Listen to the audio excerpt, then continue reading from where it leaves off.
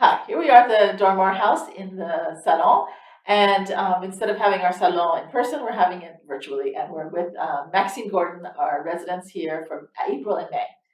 Maxine Gordon is a writer and historian and road manager for years. And she's written two books. Well, one book that is now in both French and English and any other languages? Italian and Spanish. Italian, Spanish. So show your books. Okay, okay, show the books. Okay, this is the book in English, and here's the beautiful version in French. So it's Dexter Gordon, Sophisticated Giant. The Life and Legacy of Dexter Gordon. In French, it's called Dexter Gordon, but in English, it's called Sophisticated Giant. Okay. The Life and Legacy of Dexter. And how did you come up with that title? After a big argument with the publisher, my original title was Dexter Calling. Oh, okay. And because there's a photo of him in a phone booth. Yeah. And I was like that photo, and I thought, well, that'd be perfect on the cover. Yeah. Thank you. No, they didn't like that. No. So this is the title of another album of his, right. And it became kind of it was applied to him because he was 2 meters. And, yeah, he was 6'6". And every photo in the book, he's like towered, and he must have towered above you. Yeah, 5'3". I was 5'3". He did, but I wore very high heels then. Yeah. And in most photos, we're sitting down. So tell me about writing that book, because I feel like one of the things I felt when reading it, and then since I've talked with you more and more, when you're doing those kind of books, certain kind of books are almost being led through the story. It's almost as if there's a kind of magic to it. Right. Well, first I want to say thank you to the Dormoir House, to Gwen Strauss, because you didn't say your name because I don't know you, for inviting me here. I was invited last year. I couldn't come, but I made it this year for 2 months to work on my next book. But this is a place where, you have this place in a dream, or you saw it in a movie, or you think you saw it, and then you get here and you have time to reflect. So one of the things I reflected on was the writing of this book, because as you read in the introduction, Dexter began this book. It was going to be his autobiography. We were living in Mexico. In Cuernavaca. In Cuernavaca, yeah, poor me. Yeah. And every day he'd be writing on those yellow legal pads, longhand.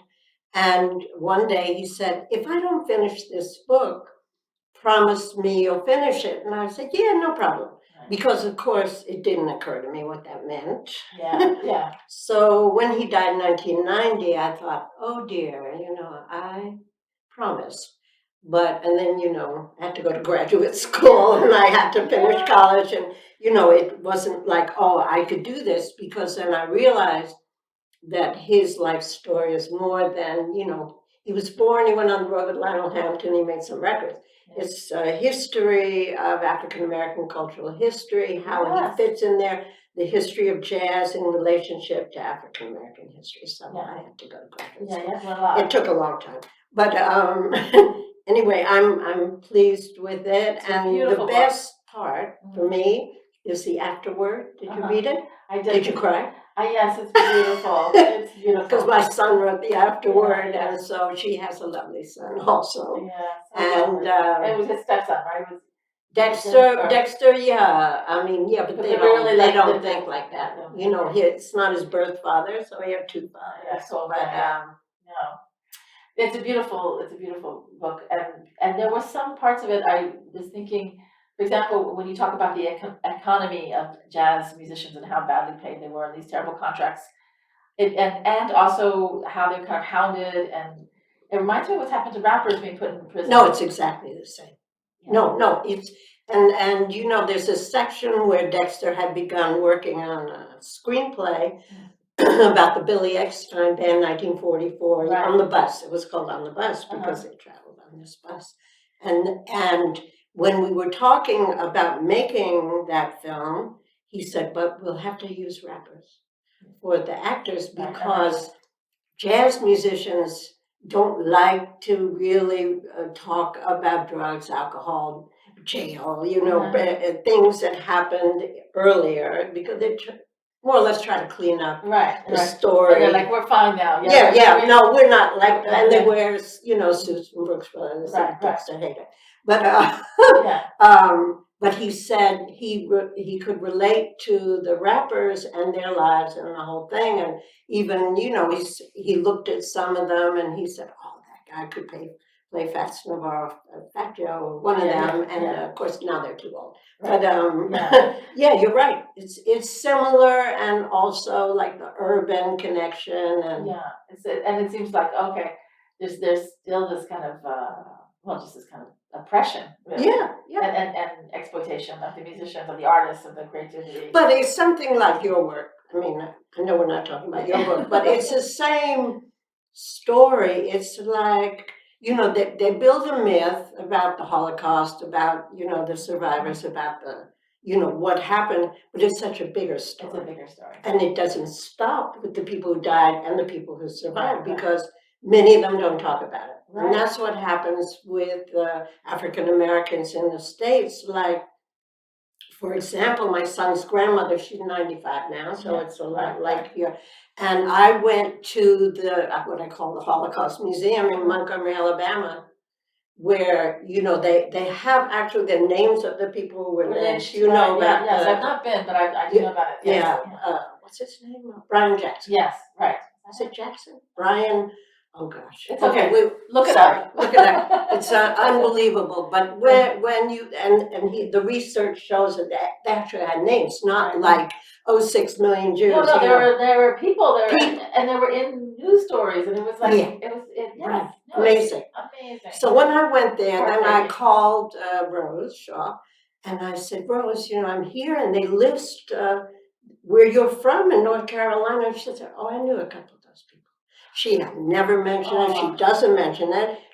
They live in Newark. If you talk about North Carolina, the conversation is over, because The trauma. Right? The trauma. So, but that's on her children or grandchildren. I mean, it doesn't go away. So, the thing about jazz, the myths, I just tried to tell a bigger story and erase some of the mythology. It's definitely in the context. He's put he's a great, great, huge musician, and great person in the whole jazz story, but then you put it in this context. And so tell me now about what you're working on while you're here. Okay. Because it's also a little bit this, right?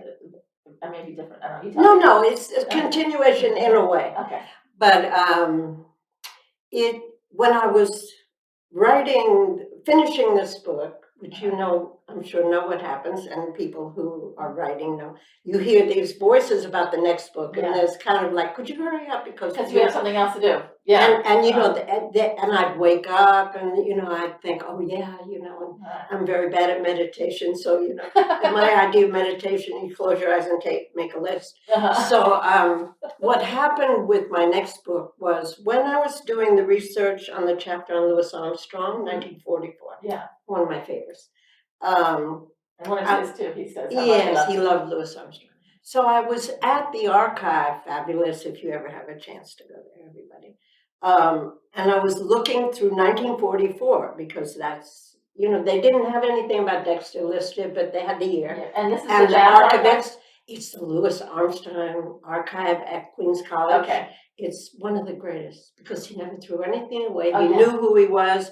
He knew that everything had to be saved for the future. So he was like a witness bearer. Okay. Yes, exactly.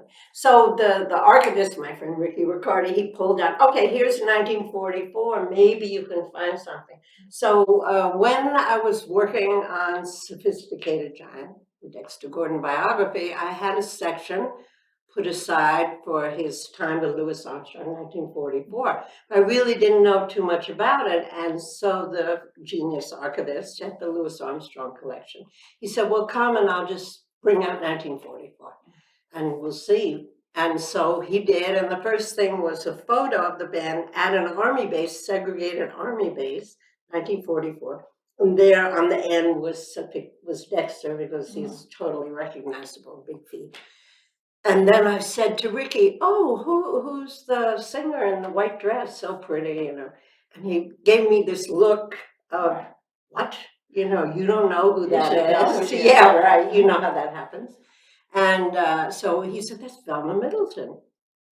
So I started thinking about her and looking her up. She was with him 20 years. She died on the road with him in Sierra Leone in Africa. Wow. She had a stroke, she died.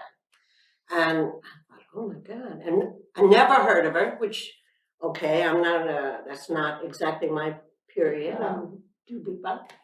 But when I started thinking about her, I start hearing her voice, which many people who write a book say when you're just finishing the voices for the next one say, okay, hurry up because so I said, okay, Velma, next book. And then the other three, because the next book is 4 women jazz musicians. Velma, Melba Liston, Shirley Scott, and Maxine Sullivan. Each one of them came to me and I had notes and I've been thinking about, oh, I should write an essay, I should do something. So now they'll all be in one book called Quartette, T-E-T-T-E. Yeah. And it's not a standard biography, it'll be stories. Each one will have 3 from different periods of their lives. So what I love, because there's a photo of her in the Dexter Gordon book, is Of Melba Liston. with the trombone. Yeah. Say a little bit about her, because I thought that, first of all, that photo is amazing. Isn't it? And then a trombone player, a woman trombone player, and she was really good friends with him. Right. So, yeah. And people who know about jazz have heard of Melba. She's legendary because she was an arranger, Quincy Jones, Dizzy. She came to New York from Los Angeles because Dizzy's had a big band and he wanted her to play trombone. She was so great. And also to do some arrangements. And it's a famous line in his biography where he says, yeah, so I sent a ticket, she came on the train, to Melba, but the other trombone player, who we know who he is, said, what's the matter? You have to bring a bitch from California. We got trombone players in New York. And when she got there at the first rehearsal, he said, oh, the bitch plays better than me. So, and she quotes that in interviews. So, it takes a word which we take. It's a big insult. And she switches it because she, and so, but she and Dexter Gordon were friends from junior high. Yeah. And she was younger, 3 years younger. And when he has that record date in 1940, what year was it? 7, because I think he's 24, she's 21, something like that. Right. In Los Angeles, he wants her on the record, and she said, "Oh no, I don't." She's shy. Shy, yeah. She's a shy person. He said, "Be there," and she was. And even though she's younger, they called her Mama.